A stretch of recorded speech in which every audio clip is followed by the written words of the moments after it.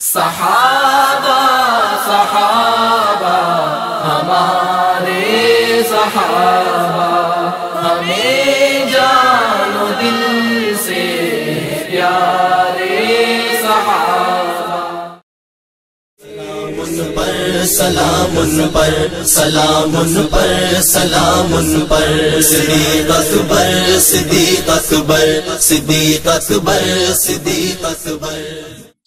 حضرت ابوبکر صدیق رضی اللہ تعالیٰ عنہ پاکیزہ صفات اور اجلے کردار کے مالک، پیکر صداقت و امانت، رسول اللہ صلی اللہ علیہ وسلم کے مشیر و وزیر اور رفیق سفر و حضر تھے. آپ نے قبول اسلام سے پہلے اور بعد عرب معاشرے میں قابل رشک زندگی گزاری. سب سے پہلے ایمان لائے اور غریب و غلام مسلمانوں کو خرید کر کفار کے مظالم سے آزاد کرایا. رؤسائے عرب تک دعوت اسلام کو مؤثر انداز میں پہنچایا. رسول اللہ صلی اللہ علیہ وسلم کا سفر ہجرت کی پرخطر راہوں میں ساتھ دیا، جبکہ مدینہ میں اسلامی ریاست کے قیام میں پیغمبر اسلام صلی اللہ علیہ وسلم کے شانہ بشانہ محنت اور جدوجہد کی. اسی طرح تمام غزوات و سرایا میں داد شجاعت وصول کی. رسول اللہ صلی اللہ علیہ وسلم کے وصال سے قبل ہی آپ علیہ السلام کے حکم پر مسلمانوں کو نمازیں پڑھانا شروع کر دی، جو خاتم الانبیاء صلی اللہ علیہ وسلم کا آپ پر اعتماد کی عکاس ہے. چنانچہ حضرت حذیفہ رضی اللہ تعالیٰ عنہ روایت کرتے ہیں کہ ہم رسول اللہ صلی اللہ علیہ وسلم کے پاس بیٹھے ہوئے تھے کہ رسول خدا صلی اللہ علیہ وسلم نے ارشاد فرمایا، مجھے معلوم نہیں کہ میں کب تک تمہارے درمیان رہتا ہوں، لہٰذا تم میرے بعد ان دونوں کی اقتدا کرنا. اور یہ کہتے ہوئے آپ علیہ السلام نے حضرت ابوبکر اور عمر رضی اللہ عنہما کی طرف اشارہ فرمایا. پس دیکھا جائے تو بلا شبہ امت محمدی صلی اللہ علیہ وسلم پر مشکل ترین دن وصال نبوی کا دن تھا.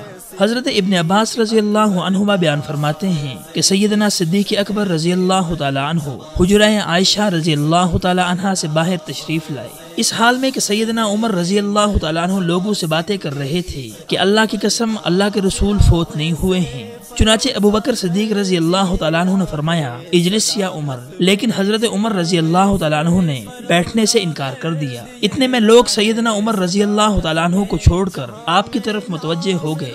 حضرت ابوبکر رضی اللہ تعالیٰ عنہ نے حمد و ثنا کے بعد فرمایا، سنو، تم میں سے جو شخص محمد صلی اللہ علیہ وسلم کی عبادت کرتا تھا تو وہ جان لے کہ محمد صلی اللہ علیہ وسلم کا وصال ہو چکا ہے، اور جو اللہ کی عبادت کرتا تھا تو اس کا معبود اللہ ہمیشہ زندہ ہے، اسے کبھی موت نہیں آئے گی. پھر سورہ آل عمران کی آیت نمبر 144 تلاوت فرمائی کہ نہیں محمد مگر اللہ کے رسول، بے شک اس سے پہلے کئی رسول گزر چکے ہیں، تو کیا وہ فوت ہو جائیں یا قتل کر دیے جائیں تو تم اپنی ایڑیوں پر پھر جاؤ گے، اور جو اپنی ایڑیوں پر پھر جائے تو وہ اللہ کو ہرگز کچھ بھی نقصان نہیں پہنچائے گا، اور اللہ شکر کرنے والوں کو جزا دے گا.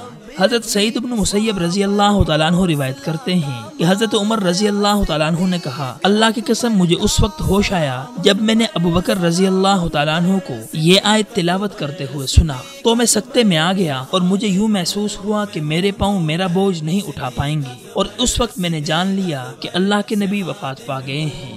دوسری طرف نبی اکرم صلی اللہ علیہ وسلم کے وصال کے بعد سب سے بڑا مسئلہ آپ صلی اللہ علیہ وسلم کی خلافت کا تھا. ثقیفہ بن سعد میں انصار و مہاجرین کا نمائندہ اجلاس منعقد تھا. اس موقع پر سیدنا ابوبکر صدیق رضی اللہ تعالیٰ عنہ کے دانشمندانہ خطاب سے اس معاملے کے حل کی راہ نکلی.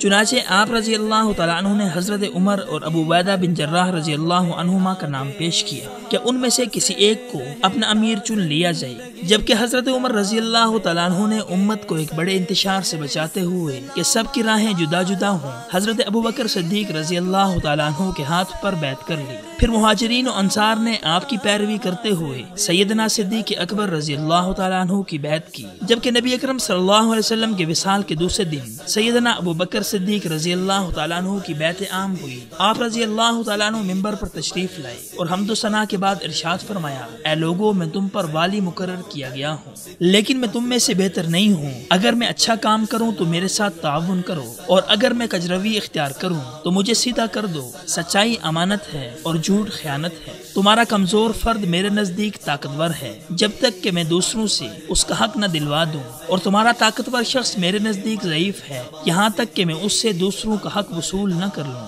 پس یاد رکھو کہ جو قوم جہاد فی سبیل اللہ کو چھوڑ دیتی ہے اللہ اس قوم کو ذلیل و خوار کر دیتا ہے، اور جس قوم میں بدکاری پھیل جاتی ہے اللہ اس کو مصیبتوں میں مبتلا کر دیتا ہے۔ اگر میں اللہ اور اس کے رسول کی اطاعت کروں تو تم میری اطاعت کرو، اگر میں اللہ اور اس کے رسول کی نافرمانی کروں تو تم پر میری اطاعت لازم نہیں ہے۔ اللہ تم پر رحم فرمائے، لہٰذا نماز قائم کرو۔ پس یقیناً خلیفۃ الرسول صلی اللہ علیہ وسلم کا یہ خطبہ اسلامی نظام حکومت میں اساس کی حیثیت رکھتا ہے، جس میں حاکم و رعایا اصول عدل و انصاف اور ریاست کی ذمہ داریوں کے علاوہ جہاد اور اسلامی معاشرے کی بنیادی اکائی حیا و پاک دامنی کے لیے رہنما اصول ارشاد فرمائے گئے ہیں۔ یقیناً موجودہ اسلامی دنیا کے حکمران ہوں یا عام رعایا، خلیفہ بلا فصل رضی اللہ تعالیٰ عنہ کا خطبہ سب کے لیے مشعل راہ ہے، اور یہی وہ ذریع اصول ہیں جو ہمیں کامیابی کی شاہراہ پر گامزن کر سکتے ہیں۔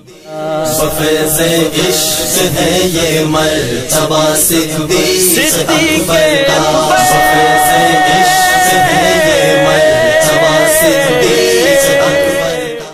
صحابہ صحابہ ہمارے صحابہ، ہمیں جان و دل سے پیارے صحابہ۔